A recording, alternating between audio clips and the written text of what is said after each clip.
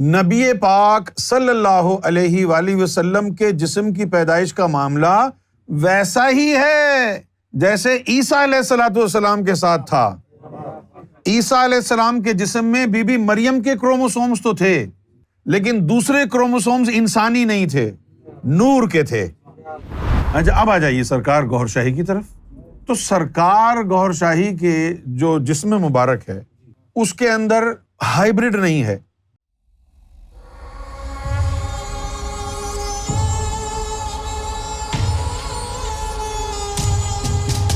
تو یہ جو عرضی ارواح ہوتی ہے نا، یہ عرضی ارواح تو وہی ہیں، جیسے پانی تو سیم ہے، آٹے کا فرق ہے۔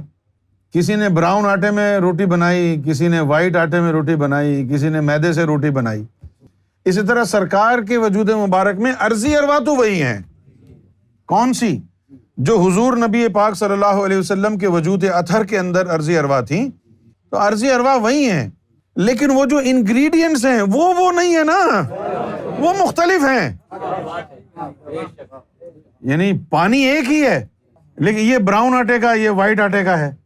بات کو سمجھنے کی کوشش کریں تو پانی سمجھ لیں کہ عرضی ارواح ہے، اور آٹا جو ہے وہ انگریڈینٹ ہے جس کو وہ گوندے گا۔ تو عرضی ارواح امام مہدی علیہ الصلوۃ والسلام کے جسم میں وہی ہیں جو نبی پاک صلی اللہ علیہ وآلہ وسلم کے وجود مبارک میں عرضی ارواح تھیں، لیکن وہ جو انگریڈینٹ ہیں، وہ جو آٹا ہے وہ مختلف ہے۔ وہ آٹا کوئی اور ہے، یہ آٹا کوئی اور ہے۔ نبی پاک صلی اللہ علیہ وسلم فرماتے ہیں کہ امام مہدی کا جسم جو ہے وہ اسرائیلی ساخت کا ہوگا، اور حضور صلی اللہ علیہ وسلم نے یہ فرمایا کہ میری جو ہے رنگت اسرائیلی ہے اور جسم عربی ہے، امام مہدی کا رنگت عربی ہوگی اور جسم اسرائیلی ہوگا۔ عربی زبان میں رنگ کو کہتے ہیں لون، لام واو نون۔ لون کا مطلب ہوتا ہے جسم کی رنگت۔ تو جسم کی رنگت جو ہے وہ فیئر کمپلیکشن ہے۔ تو عرضی ارواح ہی نہیں ہے، صرف عرضی ارواح ہی کافی نہیں ہوتی جسم بنانے کے لیے، وہ انگریڈینٹس بھی ہوتے ہیں۔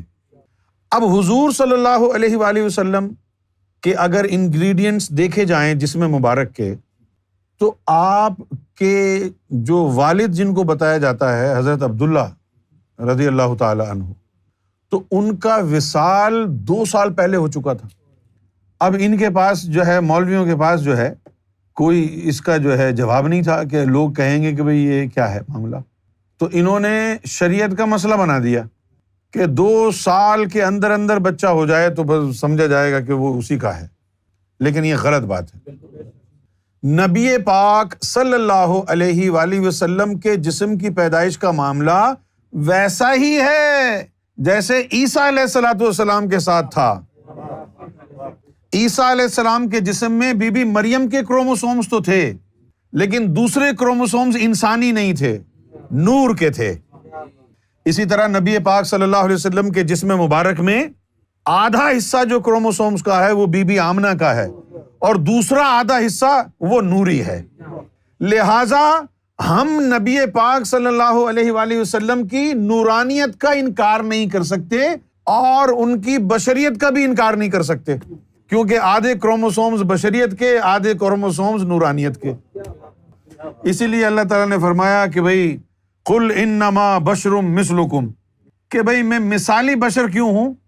مثالی بشر اس لیے ہوں کہ بھئی یہ دیکھو، کہنے کو یہ گھڑی ہے نا، لیکن اگر یہ ساری گولڈ کی بنی ہوئی ہو اس وقت بھی گھڑی ہی کہلائے گی، لیکن میرے لیے انویسٹمنٹ ہو جائے گی۔ یہ اصل مقصد اس کا یہ ہوگا کہ انویسٹمنٹ ہو جائے گی نا۔ گھڑی گولڈ کی کون بناتا ہے؟ گولڈ واٹر چڑھا دیتے ہیں ادھر ادھر سے، یہ لگے گولڈ ہے، یہ گولڈ کی گھڑی تھوڑی بنتی ہے۔ اسی طریقے سے نبی پاک صلی اللہ علیہ وآلہ وسلم کا جو جسم مبارک ہے، اس جسم مبارک میں بی بی آمنہ کا کروموسومز شامل ہیں، اور مرد کی جگہ پر وہ رب کی طرف سے جو نورانی چیز ڈالی گئی ہے وہ موجود ہے۔ اچھا، اب یہ بات جو ہے اگر نہ ہوتی، کیونکہ اب عیسیٰ علیہ السلام ماں کے پیٹ سے نکلے، تو ماں کے پیٹ سے جب بندہ نکلتا ہے نا تو اس ماں سے ایک بانڈ بن جاتا ہے. ہاں بولے کتنا عظیم جو ہے وہ نبی ہو جائے، ولی ہو جائے، فقیر ہو جائے، لیکن ماں کے سامنے آ کے وہ کہتے جی ماں، جی ماں کے آگے تو ماں بیٹا ہی ہے وہ. تو یہ ایک بانڈ بن جاتا ہے. اس بانڈ کی ضرورت تھی کہ عیسیٰ علیہ السلام کے اندر بھی ماں کی وہ محبت ہو تاکہ دنیا کو پتہ چلے کہ یہ انسان ہے، دنیا کو معلوم پڑے کہ یہ انسان ہے، محبت ہو ماں کی. حضور صلی اللہ علیہ وسلم کے جسم مبارک میں بھی 2 کروموسومز بی بی آمنہ کے ڈالے تاکہ وہ انسان سے بانڈ بن جائے، اور اتنا زیادہ بنے بھی نہ کیونکہ وہ بچپن میں انتقال ہو گیا تھا. تو یہ اللہ تعالیٰ کی حکمتیں ہیں، اللہ تعالیٰ کے یہ راز ہیں کہ یعنی ایک پخ رکھ دیا تاکہ اس کے ذریعے کہہ سکیں ہاں جی بشری. یعنی حضور نبی پاک صلی اللہ علیہ وسلم کی جو بشریت ہے وہ آٹے میں نمک کے برابر ہی ہے، لیکن ہے تو صحیح. اس کی وجہ سے کہہ دیا اس نے قل انما بشر مثلکم، کہ بھائی تمہاری مثال کے اوپر میں بشر ہوں.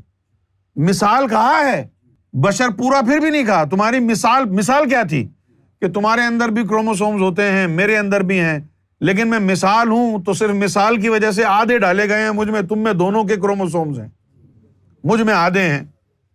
اچھا پھر حضور نے ایک دفعہ یہ کہہ دیا خاص لمحوں میں. بی بی فاطمہ سے بات ہو رہی تھی کہ یا رسول اللہ صلی اللہ علیہ وسلم، یہ یوم محشر میں قیامت کے دن تو ہمارے خاندان کی پہچان کیا ہو؟ تو حضور نے اپنے بارے میں کہا کہ بھائی مجھے تو میری ماں کے نام سے پکارا جائے گا. کیوں کہا؟ ان میں باپ کے کروموسومز ہیں ہی نہیں. اس لیے محمد رسول اللہ نے یہ فرمایا تھا کہ مجھے ماں کے نام سے پکارا جائے گا. وہ لوگوں نے بات پھیلا کے کہہ دی کہ یوم محشر میں سب کو ماں کے نام سے پکارا جائے گا. وہ تیرا پیو مر گیا ہے کیا؟ وہ تو حضور نے اپنے لیے کہا کیونکہ ان کے جسم میں صرف ان کی ماں کے کروموسوم سے، باپ کے نہیں، نور کے تھے. دوسرے والے جو کروموسومز تھے وہ نور کے تھے، تو وہ باپ کیسے کہیں گے؟ تو انہوں نے، مولویوں نے کیا کیا، سب کو کہہ دیا کہ جی ماں کے نام سے پکارا جائے گا. وہ ماں کے نام سے کیوں پکارا جائے گا؟ تیرا باپ کدھر گیا ہے؟ بھائی حضور کو تو ماں کے نام سے اس لیے پکارا جائے گا کہ ان کے اندر تو ماں کے ہی کروموسومز ہیں، دوسرے ہے ہی نہیں. آپ یہ راز سمجھ گئے ہیں؟ وہ حدیث میں ہونے کے باوجود بھی نہیں سمجھ سکے لوگوں نے سب پہ فٹ کر دیا کہ یہ حضور نے فرمایا جب میں ماں کے نام سے پکارا جاؤں گا تو تم کون ہو؟ تم کون کے کھیت کی مولی ہو؟ ارے بھائی بات تو یہی ہے نا کہ حضور پاک صلی اللہ علیہ وسلم کے اندر تو صرف ماں کے ہی کروموسومز ہیں، ان کو اور کس نام سے پکاریں گے؟ آپ کے اندر تو آپ کے باپ کے بھی ہیں اور ماں کے بھی ہیں، آپ کو کیوں پکارا جائے گا ماں کے نام سے؟ اچھا اب آ جائیے سرکار گوھر شاہی کی طرف.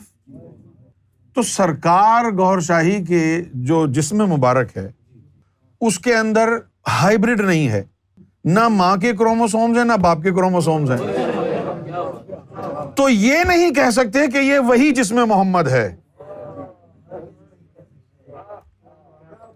یہ نہیں کہہ سکتے.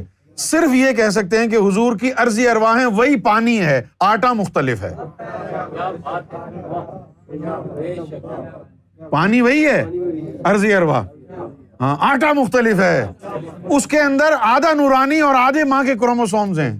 یہاں جو ہے وہ کروموسومز نور ہے، نور. میں دعا کرتا ہوں کہ یہ جو بات میں نے آپ کو بتائی ہے یہ آپ کبھی نہ بھولیں، خاص طور پر یوم محشر میں یاد رہے. اور جب وہ پوچھے کہ تمہارا رب کون ہے تو تم کہنا نور. تمہارا رسول کون ہے؟ کہنا نور. مرشد کون ہے تمہارا؟ نور. رب کون ہے؟ نور. رسول کون ہے؟ نور. مرشد کون ہے؟ نور. پوچھے تو بتا دینا کہ نور ہی نور ہے. تو ارضی ارواح حضور کی لیکن آٹا مختلف ہے، رنگت اسی لیے مختلف ہے. یار بات تو یہی ہے نا ساری کہ اگر انسانی کروموسومز مل گئے، ہائیبرڈ جسم بن گیا ہے نا، تو نہ اس کو انسان کہہ سکتے نہ اس کو نور کہہ سکتے. وہ بن گئی ایک ایسی چیز جس میں نور بھی ہے مٹی بھی ہے. تو اللہ جو ہے وہ کرتا کیا ہے، وہ نبیوں کی مٹی آگے رکھتا ہے، نور پیچھے رکھتا ہے کہ دیکھو جی یہ تمہاری طرح بشر ہے، ہاں ان سے پہلے بھی بہت نبی آ چکے ہیں، اگر یہ شہید ہو جائیں، مارے جائیں تو تم پھر نہیں جانا الٹے پاؤں نہ بھاگنے لگنا. یہ قرآن میں آیتیں آئی ہیں نا.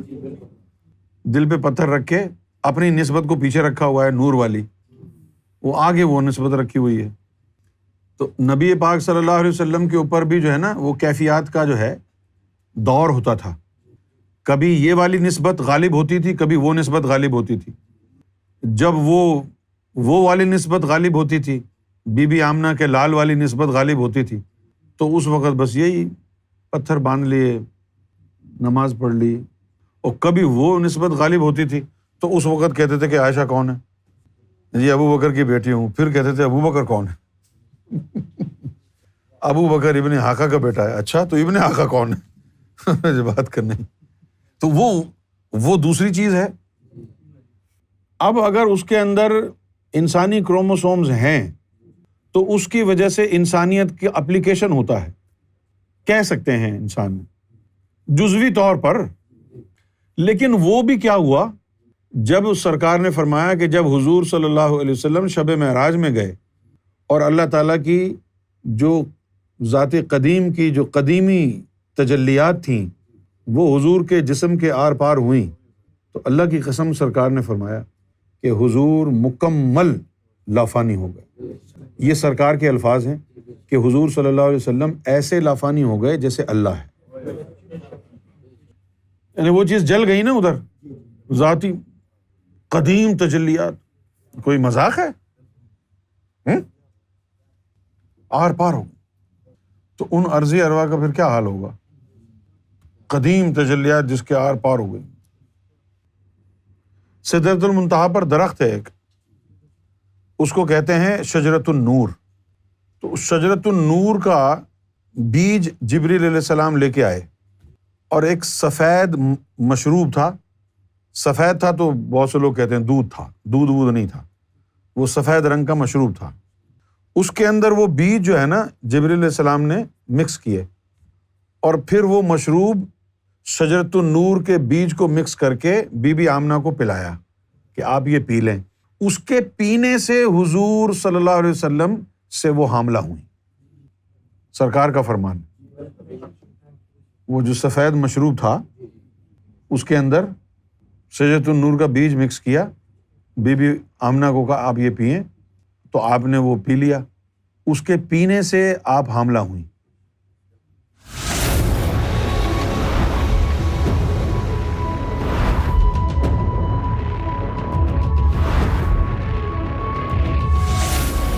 Amra TV, the place to connect with God.